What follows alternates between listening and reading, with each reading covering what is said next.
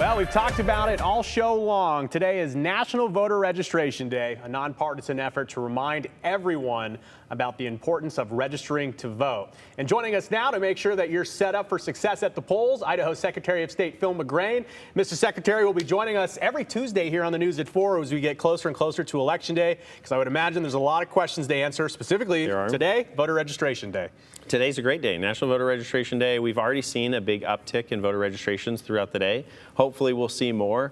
You know, I think this is a really important opportunity for Idahoans, not just to register, say if you moved here or if you're 18 and this is your first chance to vote, but for all of those who've moved or something's changed over the last 4 years, today's a wonderful opportunity to visit voteidaho.gov and register. And through the course of our interview, we'll have some full screen graphics that we'll throw up for you as visual aids. And I think a good place to start is who's eligible to register to vote in Idaho?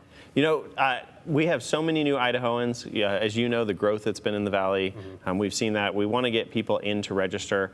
Anybody who's 18 years old can vote. This is a federal election, so we have president on the ballot. We also have some important local issues on the ballot.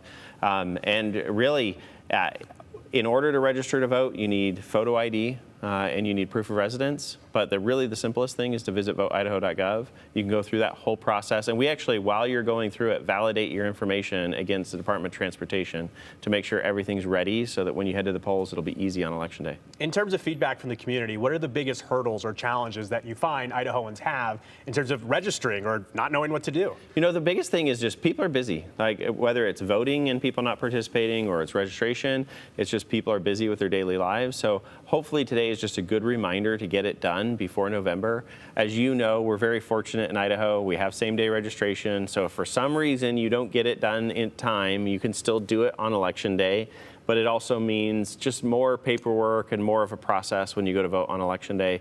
We want to make sure it's as smooth as possible when people get to their polling location. So hop on Vote Idaho. It's easy, really easy to go through the process and get registered. November 5th will be, of course, a presidential election, and I know there are definitely folks watching this that will think to themselves, well, I haven't voted since 2020. If you registered to vote and you voted in the 2020 presidential election, should your voter registration be still active? Your voter registration, if you voted in 2020, your voter registration will be active, but if you don't vote this election, you will be removed. So after every 4 years of inactivity, we go through and remove voters.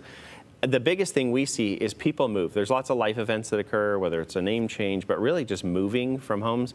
It's a good chance to go. If you're not sure about your voter registration, you can also go to our website and look up your registration to check where, you know, what's the status in terms of your address, make sure everything's current. Also, if you need to, you can request an absentee ballot and find your polling location. All that basic information you need to vote is all there, easy for you to find. Voteidaho.gov. And before we do wrap up, I wanted to ask, ballots going out, are they going to be printed and head out soon? Yes, they are. So Friday, for all those people who've requested an absentee ballot, they've been wondering, when am I going to get it? They're eager to vote. Friday is when the very first absentee ballots will go out.